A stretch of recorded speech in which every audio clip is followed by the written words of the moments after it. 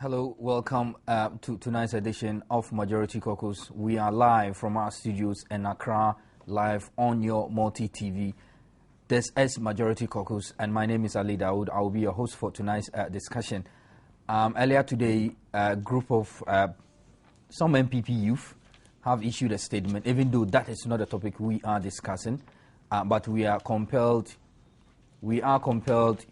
to, pay some attention to that, obviously because it contains so many inaccurate information, and we would want to address them appropriately. I think that as the host, I always do remind my viewers that I reserve the right to express my views on certain topical issue. I think it is unfair for Nana Okumia to continue banding this wrong information in the public, that the NDC is scared, and that is why they called in 4,800 witnesses. Clearly, he has exhibited his ignorance about court proceedings. There is no cap in terms of the witnesses that you are going to call, especially if it is not going to affect the process or deemed to be abusing the court processes. And so to that extent, he is in no capacity to make that determination, and that is an indication that the NDC is weak and the NDC has no case. It's so cheap, it's so petty, it has no foundation in law. But I will just put a hold on my views. I have some powerful guests in the house who will do justice to this topic. I have been joined in tonight by Mr. Samuel Georginete, a member of the NDC communication team, and also Mr. Wanda Madilo, also a former NUCS president and a member of the NDC communication team. Thank you both for your time here tonight. Yeah. Thank you very much. Okay, George, let me start with you. Tonight's topic really is to look at the presidential appointment so far and the people nominated and the various capacities they've been asked to work when Parliament confirms their appointment. But I think that necessity demands that we deal with the statement issued by these MPP groups. I have serious difficulties dealing with this. Cases in courts, day in, day out, they attempt to incite the public against even the judges now. Are we safe? Well, Ali, let me say a very good evening to our viewers and to one of my brothers and comrades in the struggle for a better Ghana, Ebenezer Nishipi Adama. I know he's doing the watching. I must state categorically that first it was nonchalance, then it moved to worry, then to irritation, and now I am at a nuisance level point in terms of my reception of the garbage that is being churned out from the NPP machinery. The NPP has engaged in a constant litany of unnecessary press conferences. Well, if they need the topic for their next press conference, I can grant them one. I used the loo twice today. They can make that the subject of their next press conference. Because I just cannot understand the rampancy with which they hold press conferences which are empty and devoid of any logic and thinking. You have a group that has sprung up, led by a gentleman called Ibrahim Ejay. Oh, Ibrahim. The group calls itself Let My Vote Count Movement. Something count movement. And I ask myself, does the NPP listen to itself when he speaks? You are in court asking the Lords of the Supreme Court of the Republic of Ghana to invalidate 1.340 votes. Ghanaians who stood in the sun over 2 days to vote. You are asking the Supreme Court to invalidate those votes. And then you term or cash your entire movement, Let My Vote Count. You are asking them to strike out my vote. And you are telling me your move is to let my vote count. That you are going to stand in the court. It sounds to me like a double standard. It is an irony, it's an oxymoron. Indeed. You ask yourself, do they understand what they are saying? If you are saying let my vote count, then you should really be standing and saying that the 11 or so million votes the Electoral Commission told us that were cast on the 7th and the 8th of January must be upheld. But if you are saying let my vote count and you are going to court, and your whole petition and the substance of the reliefs you want from court is that 1.34 million votes, which were duly cast and counted by the Electoral Commission, should be invalidated, then I think they should retag and recast the whole process and call it "throw my votes out." Indeed. Not let my votes count. The proper theme Throw of my the votes demonstration. out. You want to disenfranchise 1,340,000 Ghanaians. And you have the infantry to tell me you are going to court to fight for my vote. Well, John Mahama had my vote. And the Electoral Commission has told me that John Mahama won. So Nana Dankwa Akufo-Addo can possibly not be in court on my behalf. You have Ibrahim Ejeyi refer to His Excellency John Dramani Mahama throughout the statement he wrote as John Dramani Mahama.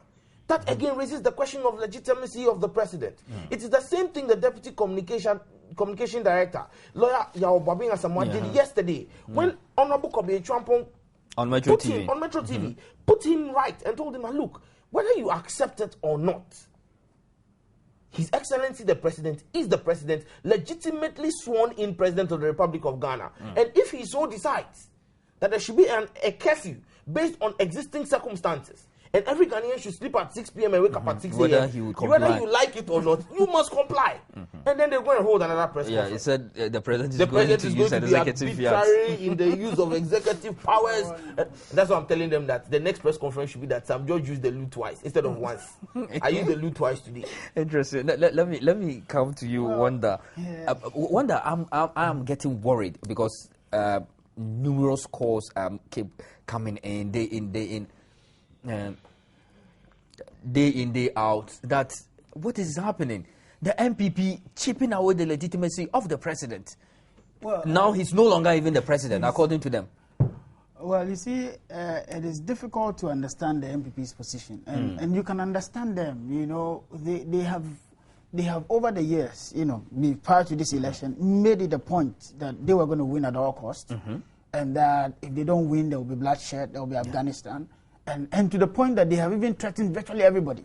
Even when, before the Electoral Commission declared the result, they had come out to say that go to church and celebrate.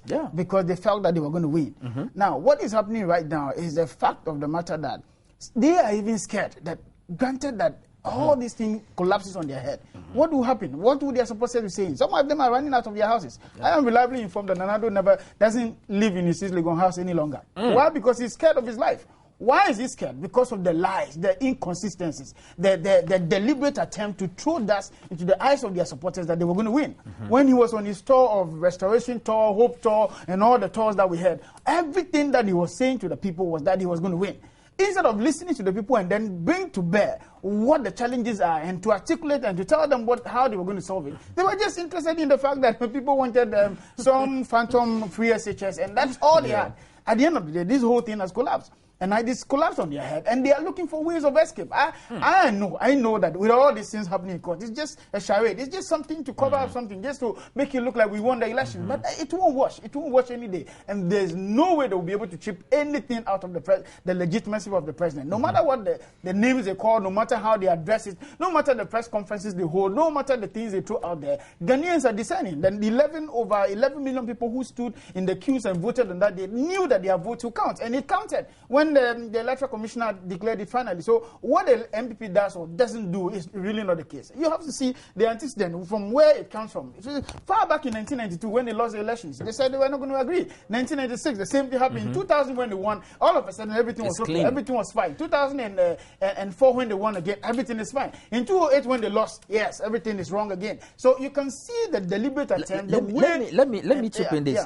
The campaign manager of Nana Akufo-Addo campaign team issued a press release, that everything is clear, everything is genuine, nobody should attempt to discredit the whole electoral process because of some few hiccups with biometric verification machine. Yeah, so you see the double standards. I know, I mean, you can see, reading from all of them, the frontliners of the MPP, the deliberate attempt to make everything look like they have won the elections. But it won't wash. All the international observers, the CODIO, the local observers, even the AU, ECOWAS, and even our own observers, do you know what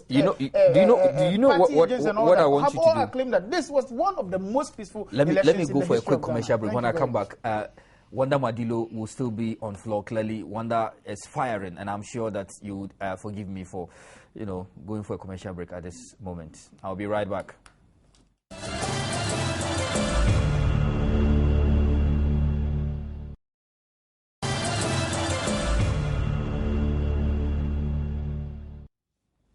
Hello, welcome back to the show. If you just tune in, you are watching Majority Caucus live from our studios here in Accra on your multi-TV.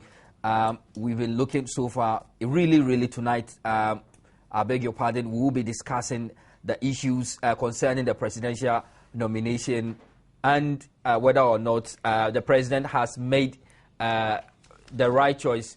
But it is imperative, as I indicated earlier, that we pay some attention to some deliberate and orchestrated attempts to chip in the legitimacy of His Excellency John Mahama's presidency, and therefore it is important that we deal with those issues too. Wanda, you are on the floor. Yeah, so you really don't understand. You make an allegation that over 3,709 police stations had irregularities, and that the president had a hand in it, and the president colluded. He actually masterminded, the irregularities. This were your own allegations in court. Then the president says, well, no problem. You say 3,709. I'm ready to produce 3,800. That's in excess of about 91 more. Is that right? Am I right? Yeah, 91 more. So what you have is that the president is responding to their own allegations. You make the allegations. I come in to say that, well, you claim that I've done this and that. I'm ready to produce all these police stations that you are claiming that have irregularities. So where is the issue of the president parading the court with it? I listened to one gentleman today on, I think on Joy FM, if I'm not mistaken, and claiming that he's called Maxwell Ajiman. Claiming that what the president wanted to do was just to delay the court process and all. I think that was very bizarre. I mean, sorry to use the word, but it's unfortunate. This is somebody who has contested on the ticket of the MPP before. You claim you're a lawyer, you want to speak to this issue, and you claim that what your position you're articulating is an objective one. That can be an objective position. If you make an allegation with me that I did something, I feel that I didn't do it, and I need to produce evidence, and you tell me that the evidence I'm producing is because I want to delay the case. What absurdity? What kind of bias? What kind of thinking is that? Why do they think that Ghanaians are such dumb, are such fools, and so we don't understand what the real issues are? We understand what the issues are. If we say 3,700, we're ready to produce 3,800, and that's why if the court can allow 4,800, right? Yes, if the court can allow these people to go to the court and testify, fantastic. That will be fine. We are ready to produce the evidence. In fact, during the elections, they told us that we were doing something in the STL, one company in Jowulu there. They ended up there, and so led by this same gentleman was the one who said that if they don't win the elections, Afghanistan and all that. Yes, of course. These are people who have already made up their mind that no matter what come may, they have to win the elections. It's very unfortunate. God willing, I mean, in conjunction with their own, campaign mantra, the battle is the Lord. God has come to fight this battle, and the battle has been given to the rightful person. The rightful person has won the election. What I think the MPP should be doing at the moment is to reflect, like they did in the past. You reflect, you whatever, and you recapture. If they can recapture, fair enough. I think that they didn't reflect very well, and that explains some of the embarrassing situations that they've had on their hand at the moment. And I think the President Kufuor and the others should be advising the MPP as we speak. If they lack people who can advise them, we can produce. We have a lot of party elders who are there. We even have a psychologist who is the chairman of the NDC party. Of course. So, like Spio Gabra said, they need a psychologist to really bring them out of this. I couldn't agree with you more on that note. But let me remind the good people of Ghana and my cherished viewers that this is 2013. The strategies that the UP, the Dankwa Busia transition, used and employed in the 60s and the 50s would not work in 2013. So if you hear Nana Okumia speak, not because the president has promised to use or to call 4,800 witnesses, and that is likely to delay the court procedure or processes, that would occasion some violence. I think it's an unfortunate statement, potentially explosive and highly disingenuous, and that he might want to go back and revise his notes and come again. This is 2013. No matter the number of witnesses you call, I do not think that should result in violence. We are respecting the rule of law. Sam George. My brother. You see, the MPP is beating around the bush. And there's a very interesting Nigerian proverb, which I like. Indeed. And I will apply here. It says, no matter the amount of palm wine a cat will drink, it will never change the color of his feces. Again. No matter the amount of palm wine a cat will drink, it will never change the color of his feces. Okay, relevance. No matter how much Akufo-Addo brags and makes noise, it will never change the fact that he will go down in history as an opposition leader and a sour loser. Good. And the president will go down in history as the president who campaigned for 39 days and won an election. Accept it or leave it. No matter what you do, that is what the records are. Look, today, it is this young man, Ibrahim Sani AJ, who they have thrown in to come and make noise. Tainting his credibility. If Where he has is any. Samuel Oku? Those who came before him. Womafuno. He's going into hibernation. Where is Samuel Oku? I hear he's out of the country. He's run out of the country. He's gone to the United States. Where in post-election, has anybody heard Samuel Oku speak? No. All the talk about any election result apart from a victory for the MPP is flawed. Where is Samuel Oku? I don't remember the last time I heard him. Where is the mafia leader, the Al-Qaeda leader from Afghanistan, who stormed Asempa? Anthony Kabo. Who stormed Asempa with 100 men? Where is he? By the way, he lost his seat. Oh, miserably. Yeah, good. Where is he? If MPP does not win in this country, Afghanistan. Where is he? I hear he's also run back to Afghanistan for more training. The security should watch out. He said he the way he chickened out when the police called him over that his infamous tape. They can see that he didn't take his lessons well, so he's been sent back to Kandahar for better training. Nyaho Tamaklo. Where is he? Quiet. Maxwell Kofi Juma, who said that President Kufuor's administration was for Utumbeji post. Very sad. Where is he? He said that this election was going to be a guerrilla warfare. Yeah. Where are all of them? And today it is Ibrahim AJ who is coming out to come in. Akomia has written something, and then he just signs his name under it and comes and sits there and talks gibberish about His Excellency the President. Well, I'll tell him one thing. Unfolding events cast their shadows ahead of them. And so he should be very careful the way he will allow some of these people use them. A friend of mine put up a Facebook post. He said that the MPP delegates are very, very discerning. Yesterday, after Bobby Samoa's press conference, he said, oh, look, he must commend the MPP national delegates because they had an option to choose between lawyer Sir John, and lawyer Yaobabia Samoa. They chose the better option, Sir John. Because if you look at the quality of press statements which are coming out from Yaobabia Samoa, we can only imagine what would have happened if he was their general secretary. Yeah. Look, let us call a spade a spade. This is an entire struggle for the soul and the heart of the NPP. This is a struggle between the moderates in the NPP and the hardliners in the NPP. Those who believe that it is time to sit back, reflect, re-strategize, and relaunch ourselves for 2016 in the NPP. Predominantly in the Ashanti Caucus. Vis-a-vis the hardliners who feel that we have a best right to the presidency, and they are basically in the Achim Mafia.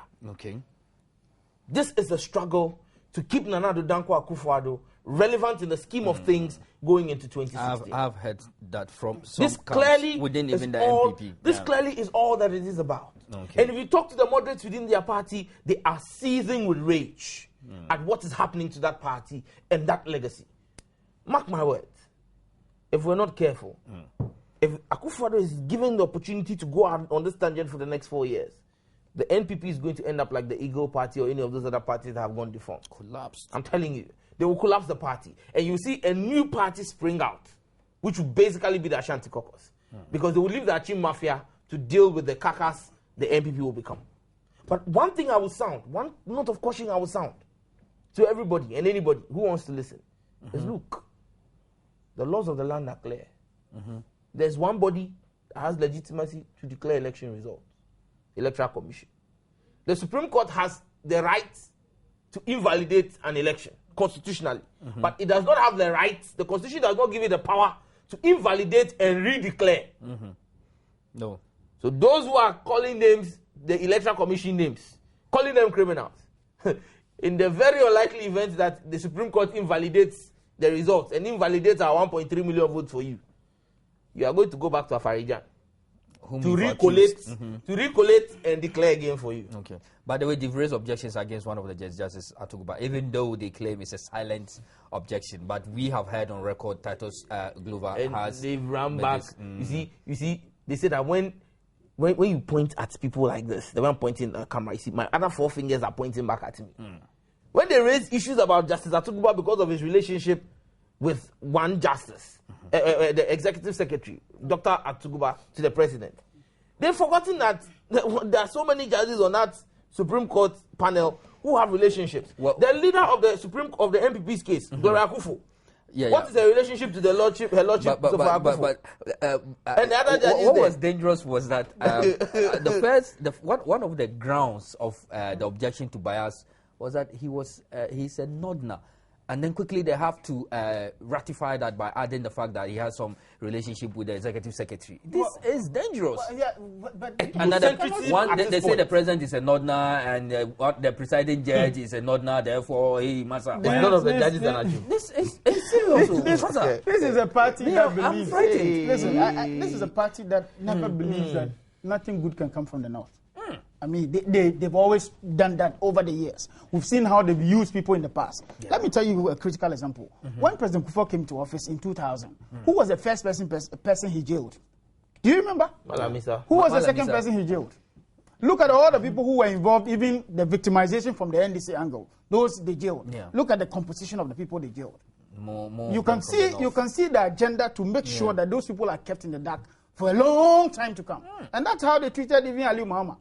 What became of Aliu Muhammad? He died and nobody even remembers him. Today, in the scheme of things, they don't even remember him. But this was somebody that they claimed he was rather training Baumia and taking Baumia around and all that. Where is his glory? 8 years, solid. Where is his glory?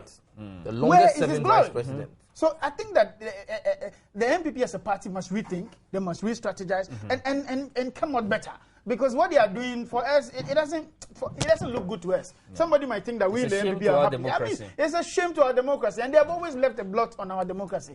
From history, from the days of old. The MPP as a party, the UP tradition, and their allies have always left a blot on our democracy. Every point in time, check all the history books, you will find out that that has been their stock in trade. And so for me, I think it's getting worried. One of the things they need to do at this point is to consult, and they need to be able to open up and forget about this whole old man status thing and move on. The party has some vibrant young men, people who I went to school, who were my colleagues and me. They are in the party. They are struggling to have a say in that party. But these same old stocks are still overshadowing them and all that. Look at the vibrancy in the NDC, the young flair. I mean, how that every young man can rise. I mean, because we're not leaning on who your father is, who your grandfather is. Let me play the devil's advocate here. I take strong exception to you saying that the MPP has no youth. They have youth. They have Dangote. They have Bobia Samoa. They have those Yova.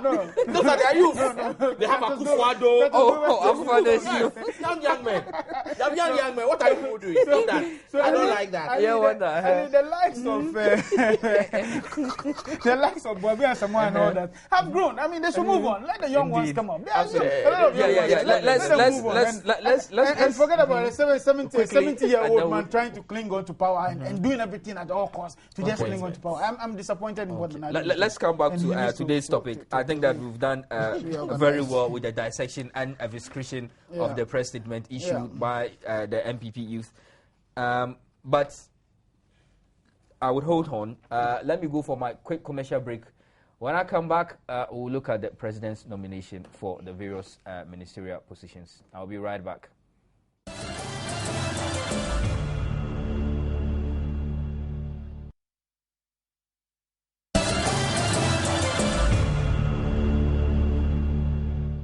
Up with the work. Welcome back to the show. This is Majority Caucus live on your multi TV. we have looked at so far the press statement issued by the MPP youth. We'll now turn our attention to the substantive topic, which is the presidential nomination he has made so far. George, let me start with Wanda on this. We have about 12. Incoming deputy. Is it true that you are the incoming deputy minister for? Oh, okay. I see. Everybody's treading cautiously. Let's look at the presidential nomination so far. Yeah. He has made about 12, if I'm right. Yeah. And I want to start with the foreign affairs. Yeah. Madam Hannah Tete. Yeah. Do you think the president made a good decision? I have no doubt in my mind, but I do not know your view. I believe strongly that all of the appointments were appointments based on competence, based on loyalty, based on love for Mother Ghana, I mean, for the nation. I've looked at their credibility, I've looked at their background, I've looked at their even educational qualification, I've looked at their relation with society, and I've looked at their track record over the period. And you see that these are people who are worth it. Unlike in the past, in 2000, when we had ministers who had no certificates, ministers whose certificates were carried away by... Oh, I see.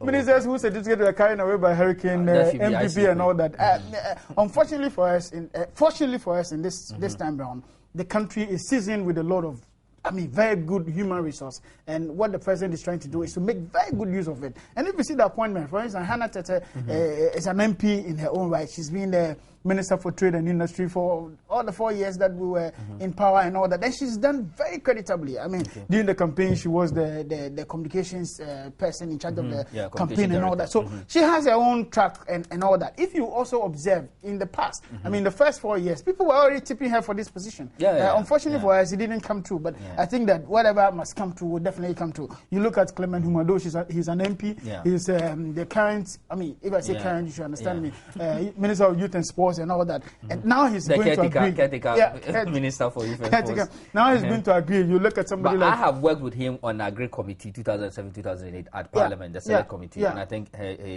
he discharged his responsibility somehow, somewhere. I have a particular love for those who are along the coast or in the forest zones when they are appointed as a Greek minister. Because Humado comes from Angulon, and Angulon is a fishing community, and fishing is directly under Greek. So I think that he understands perhaps the nitty-gritties of our fishing industry, and then vis-a-vis the farming. You know, those of Angola, they do the shallot farming and all that. At least he does understand the practical aspect of agric. And then coupled with his own experience, I think he will do well in that place. You look at Professor Jane Nana Opoku of UCC, former Vice Chancellor. I mean, that's a resource you cannot do without. There has a varied opinion on her nomination, but we'll come to that later. People can say what they want to say, but at least she has paid her due to Mother Ghana. I mean, leading a university of that nature, University of Cape Coast. I mean, it's no mean university. That's a university of over 27,000 population, and she's managed herself in that right way. Inus Husseini was also a deputy energy. You look at he now has a different ministry. He's now at Lands and Natural Resources. I think he's going to do extremely well. Collins Dauda, also an MP. Omani Boma, also former minister.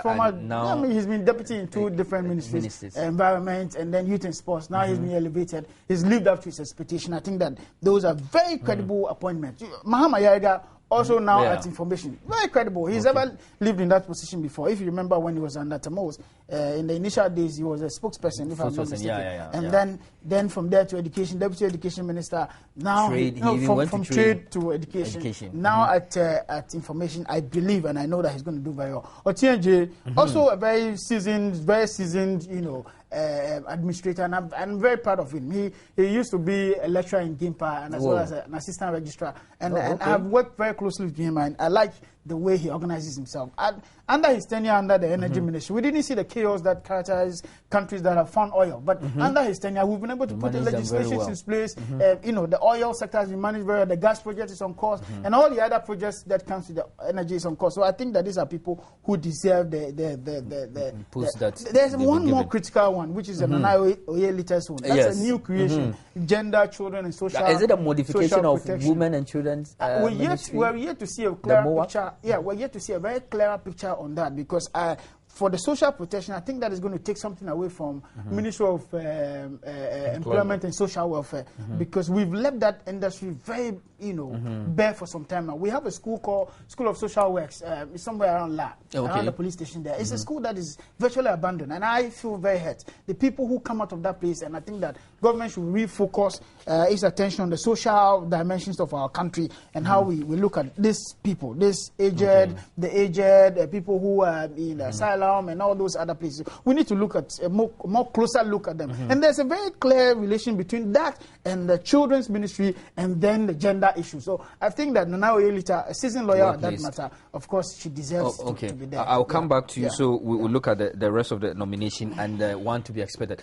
George, do you share the view that the president put square pegs in square holes and that everything was on point? Exactly so. Wanda has done a wonderful job of running through the appointees and their track record. If you look at Honorable Hannah Tete, you don't need to cast your mind too far back. Just going into the elections, we had the Guta agitations, and you could clearly see the expert manner in which she handled the dispatch of the Guta agitations. First, with tackling the foreigners who were engaged in the retail sector, and then next with handling the problems that arose from within Guta itself. Very simple. That is the mark of a masterful diplomat. As foreign affairs minister, she's going to do a wonderful job in handling Ghana's foreign policy. Honorable Humado, people do not know that he's an agriculturist by profession. That is what he studied in the university, agriculture. He's been moved from the sports ministry to the agri ministry. He's bringing in his technocratic knowledge. You see, it's beautiful when you have ministers who have a fair understanding of the business of their ministry and focus more on policy. But it is best for nation building when you have people who understand both the policy and the technocratic part of it. So when the bureaucrats, that's the directors are in the ministry are pushing papers, he understands the technical details of what is being pushed. It's better that way. You have Honorable Otinyeje, who has a doctorate degree in a science-related field, going to the Ministry of Environment, Science, Technology, and Innovation. Okay, and you see, one thing that has been done with this particular appointment is the fact that you have had the realigning of policy structure. Policy is what will drive every country. Now, since Kwame Nkrumah's time, we've not had a science and technology policy in this country. Under the auspices of Honorable Omani Buama as Deputy Minister and Honorable Shariati as Minister, the Ministry of Environment, Science and Technology, as it was then known, developed what was called the Science, Technology and Innovation Policy, STIP, which was supposed to drive ICT in this country, innovation in terms of technology. Because when you look at the Asian tigers, you look at Japan, what brought Japan to where it is today? It's very simple, ICT. India is now a world-class country. What brought India to where it is? ICT. Brazil engaged ICT and mainstreamed it. And that's how come Embraer has come up. It is all ICT. It's innovation. That is what we need to drive. And if you do not have a policy, a national policy to drive it, you're working in an abyss. You understand me?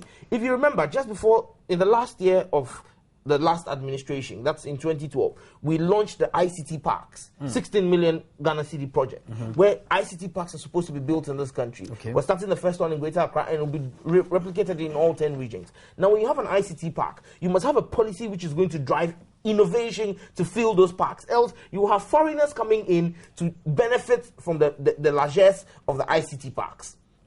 That is why you now have the Ministry of Science and Technology, no longer just being a Ministry of Science and Technology, but being a Ministry of Environment, Science, Technology, and Innovation.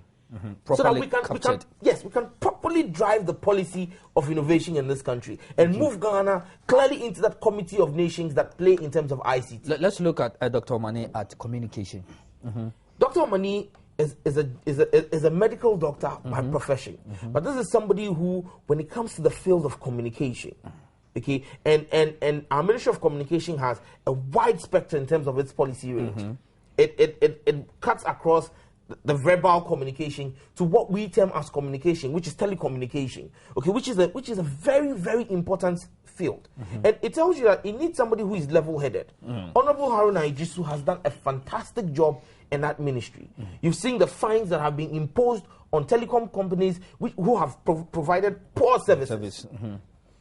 You have seen the legislation around our community radios, where radio stations exceed their required bandwidth and all of that, under Honorable Haruna. Do not forget that this is a ministry where the president himself cuts his teeth as a minister. You understand? And so he understands that ministry. And so for him to place it in the hands of Honorable Dr. Omani Boama, it is simply because he has absolute trust in his ability to deliver. Honorable Omani, I worked closely with him when he was in science and technology, is somebody who has proved to be meticulous and very articulate. This is somebody who can walk the talk when it comes to dealing with the national conglomerates. Because do not forget that in the telecom sector, you're dealing with huge conglomerates who you must be able to call to work with the laws of the land. And in one person, if there's only one person I can pinpoint in the NDC, it's Dr. Mani, to be able to tell you, irrespective of your clout as a multinational, that look, the laws of Ghana state this, and you must comply to them. No nonsense, Minister. And give Ghanaians the quality they deserve.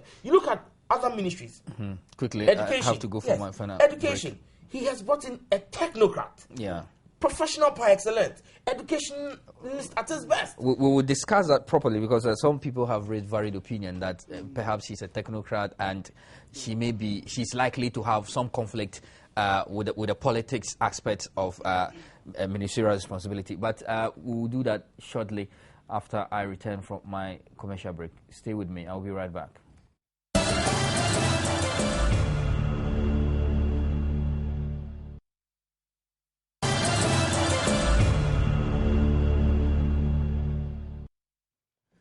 Welcome back. This is Majority Caucus. We are live on your multi-TV. I now invite you though to join in the discussion on 030221170124, 030221170124. You are free to air your views, but you should be decent and exercise decorum. Wanda, Ministry of Education.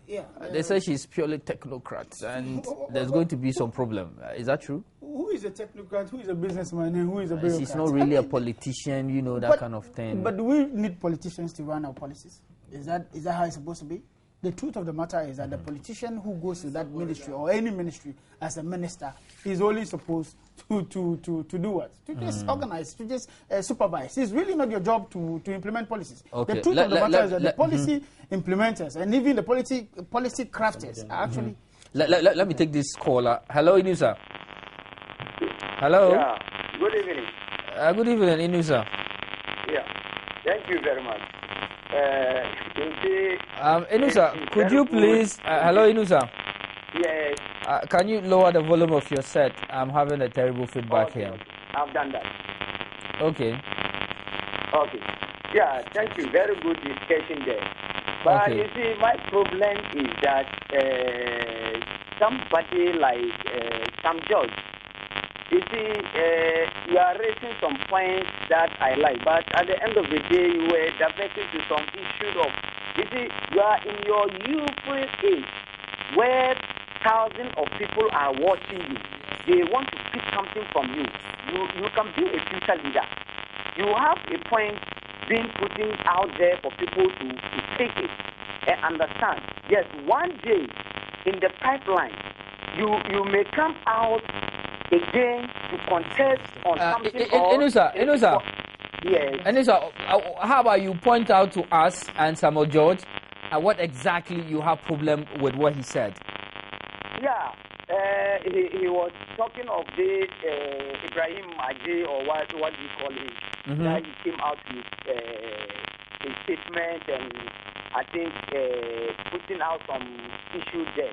I'm just telling him that what he did, yes, Ibrahim Ajay is also a youthful guy who people see him to be somebody who can pick up something in future. Yeah, somebody like Honorable Haruna. Okay, thank you very much, Inusa, for your views. I have Ilyasu on the line. Ilyasu from Tamale. Hello, Ilyasu. Hello, good evening. Good evening. My regards to you and your guest in the studio. I will want to crave the indulgence of Sam George to sometimes try and look and rewatch the program. After the program, perhaps as it is being repeated, he will see the arrogance and the pomposity with which he makes his submission. Can you imagine? He's impugning Ibrahim Ajay's reputation to the extent that he thinks Ibrahim Ajay cannot draft a simple statement except for Nana Akumia to draft for him to come and read the statement out. You see, what baffles me is their conduct as government spokespersons and then the admonition of the president who claims to abhor insults. It doesn't pay. Easy for you to come on TV where discerning minds are watching to come and insult like Eliasu, I'm listening. He knows on authority from reliable sources that statement was crafted and drafted by somebody else, and that is a fact. I do not know if you have that information. I really wonder when he assumed the role or he become an MPP member, whereby he knows or he is Eliasu, of the MPP. Eliasu, let's be fair. He knows that. Eliasu, let's be fair. Intelligence information necessarily does not require of one to be a member of one particular clan. It doesn't require that. He has not put out a shred of evidence. He's sitting down on TV, live TV, saying that someone wrote a statement for another person to come and read. Okay, thank you very much, Eliasu. I'm running out of time. That's all time will allow you. Thank you very much. I have Patrick. Hello, Patrick from Takoradi. Yeah, Patrick, you are my final caller. Good evening. Good evening. Yes, I want to say good evening to Sam George and the colleagues for the good work done. Okay. Please, I want to know the various ministries and the ministers designate. Come again. You want to know the appointees? Okay. Yes, I want to know the various ministries, the various. Okay. Ministers. Yeah, Wanda will do that quickly. He'll run through the list for you, and then I'm sure you should be okay with that. Thank you very much for your calls. Wanda, you might want to run through quickly for your information. Honorable Hanatete for Foreign Affairs designate Clement Umado Honorable Food and Agric designate Professor Nana Jane Opoku Education designate Inus Afuseni Lands and Natural Resources designate Alaji Amidu Suleimana Amidu Suleimana Roads and Highways designate Collins Dauda Water Resources Works and Housing designate Dr. Omani Boama Communications designate Mahama Yariga Information designate Dr. Joe Otie J Environment and Science designate Nana Oyelita Gender, Children and Social Protection designate Akwesi Opon Fosu. Here is the local government designate. Okay. Ministry of Finance.